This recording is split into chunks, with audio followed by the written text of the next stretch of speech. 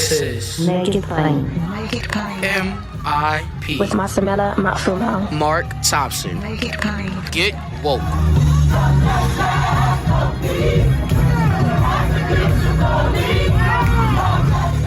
Ladies and gentlemen, my very special guest is a consummate teacher. She organizes on behalf of all of us who are teachers. But not only that, when she has an opportunity, she also gives instruction herself. Take a listen to this. If you're really talking about misinformation now, Martha, and I hope you are, I really would hope that Fox would really look at what happened in this election and how we can, because every social studies teacher is wrestling with this, discern fact from fiction. We have to do that as social studies teachers. we have a president. President Biden was elected in 2020. I think that all of that is quite clear.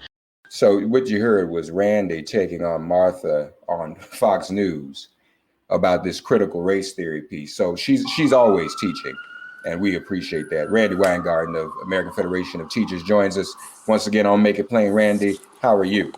I'm good, Mark. How are you? I'm just fine. Glad to have you. Thank you for standing up that way as well, because that is an issue.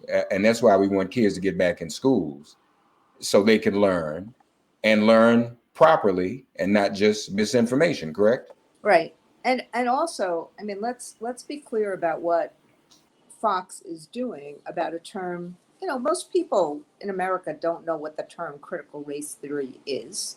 And so what they're doing is they're attempting, they're misrepresenting what the term means. I mean, what the term basically just means is that, you know, it examines what has happened in America in terms of an environment that enables racism as opposed to equality. And, you know, so people understood that when they saw Jim Crow or slavery. But what it says is that we have to look at our institutions, we have to look at what we do to make sure that there's real equality and there's real equity and there's real opportunity through the lens of justice. And that's what critical race theory forces us to look at. It does not accuse anyone individually of bias or prejudice, but it says that the systems, so if you have a system of education, for example, that gives poor kids who are mostly Black and brown less money for schools than more wealthy kids, that is evidence of a systemic racist or biased issue that needs to be corrected. And the same in terms of healthcare. So what Fox is trying to do, what the right wing is trying to do, is take a term that is not, you know, used in the normal nomenclature and try to weaponize it as a way of trying to undermine our fight against discrimination and bias. And that's what I was just trying to say to Martha by essentially saying 1619 is a date. What Nikole Hannah-Jones and the New York Times did was they said that this date, the first time that slaves came to the colonies, that this is an important point in history, and it has an impact in history that needs to be taught. Nikole Hannah-Jones might have concluded and said, in her view, it is as important as 1776, but the point is that it has to be taught, whether you conclude that it's as important or less important. It is a pretty important day, and they're just manipulating people's sense of patriotism to try to make the fight against racism invisible again, to try to make it toxic.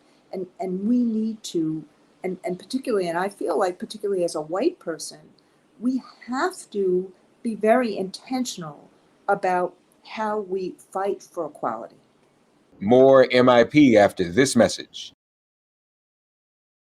It actually reminds me, we had a similar debate, even in terms of education. Remember in 1992, because Right. then the date was 1492. We were, 500 years. And that sparked a big debate. Are we still teaching Columbus, for example? Everybody went to school, Columbus sailed the ocean blue, discovered America. But in Right. 1992, people were saying, well, wait a minute.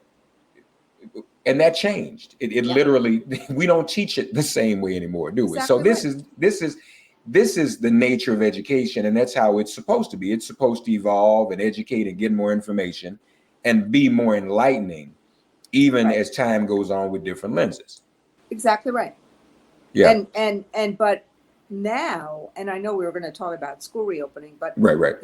but now part of what makes this very, very dangerous is we have a lie about who won the 2020 election that is now animating a lot of changes in both the teaching of history as well as in voting. And those changes are really aimed at trying to maintain a power structure that's not about who the electorate is. So, Right. I said it in that way because I was trying to say it in a way that's not political.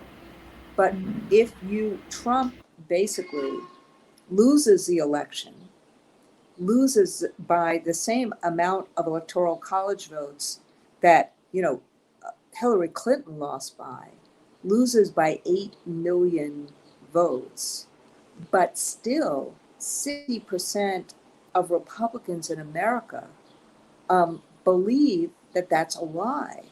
And the Republicans are doing everything they can. The fact that they refused in the Senate to authorize the January 6th commission, it's because they believe it's in their interest to make this lie dominant and to make invisible any facts that controvert the lie. And this is really, it's dangerous in terms of what's going to happen to the will of the people determining, and the majority of people and the will of the people determining who is in power going forward. And so it's really dangerous right now, both what's happening in terms of voting rights and voting access, as well as what's happening in the teaching of history. And there are many historians and researchers and people who are expert in this, who are quite alarmed that our democracy may hang in the balance in terms of the 2022 election and what's going on in all these states to try to jerry-rig the election against those who are maybe the majority of voters. Very well said. I told you, folks, she is the consummate teacher. More MIP after this message. What up, y'all? It's Torre, author of I Would Die For You, Why Prince Became an Icon. And in just a few weeks, we're going to drop an epic 8-episode podcast about Prince called Who Was Prince, where we talk to his girlfriends, his musicians, his engineers, his managers, all sorts of people who were close to him to find out who he really was. Who was Prince? Find out on June 21st. In the meantime, follow Who Was Prince wherever fine podcasts are streamed. The other thing that's interesting to me is that then they get upset. And, if Randy's a friend, I mean, I really, want to defend her. When they mess with Randy, we other people who are friends get mad. I want to mess with them back. I couldn't believe they went crazy because you said it's time to reopen schools. They literally tweeted stuff like, Randy said schools should close during COVID. Now she wants to reopen them. So were you just supposed to be in favor of schools being closed forever? I mean, what was such a shock that you would say now that people are vaccinated, schools should reopen? Yeah. I think what's happened is that, we as you know, Mark, and sorry about the dogs barking right now. As you know, that's okay. There's schools need to be safe and welcoming places. And anyone who had heard me pre-COVID would have heard me say, we need community schools, we need to make sure that schools are equitably funded, but it presumes we needed in-person education. Remote education is always a poor substitute, but in the middle of a pandemic, it became the only thing you could do as we were trying to figure out how to keep people safe in the middle of this international, worldwide pandemic that has killed over 600,000 people in America. More than were, by the way, killed, in World War II. More than, like, every day we had a 9/11 in terms of the number of people that were killed in the last, in November, January, and February. What we learned was that the fight that we made about safety, that was the vehicle to reopen schools and keep them open. And what has happened is that, again, the right wing, under Trump, they didn't want to give us guidance. They actually, some of them really believed it was a hoax because Trump didn't want to deal with it. And his dealing with COVID was so pathetic. And they didn't want to give us the resources. They didn't want to give us the guidance. They didn't want to give us the resources. And what happened is Biden did that. And between the resources and the guidance, and then getting the vaccine out, it was researchers that figured out the vaccine at Moderna and at Pfizer. But then getting it out in a way that now almost 63% of Americans are fully vaccinated. What we saw from February and March and April was that the vaccines were the big game changers. So we felt comfortable to basically say, these are really the big game changers. Yes, the mitigation strategies are important, the testing are important, but the vaccines are really the big game changers. And because the vaccines are there for adults and are increasingly there for young adults and will soon be there for children, we are confident that we can reopen schools for what is supposed to happen, in-person instruction, and keep them open so you don't have this open, close like we had this year. And so it was a matter of, the New York Times asked me months and months ago, would I make a speech like this? Would I say something like this? And I said, yes, at the right time. And that felt like watching and doing this stuff, that felt like the right time. And it was, not to mention, and folks, we've talked about this before, we're short on time. Randi laid out for us the last time she was with us, how even in the reopening, schools can serve as community centers, one-stop shops, all those types of things. We know how many schools also still feed our children. That was not able to happen as efficiently, if at all, in some jurisdictions during COVID. So this is important. We're months ahead of the opening, so Randi will be back, of course, as she always is. But wanted her to share her position for you all to hear, and I know many of you agree with it. And she's right. Ultimately, school is about in-person instruction. This is not the time to shut that off. And she also says something else important. We don't want a situation where schools open and close and open and closing, open and closing. So all of that is important.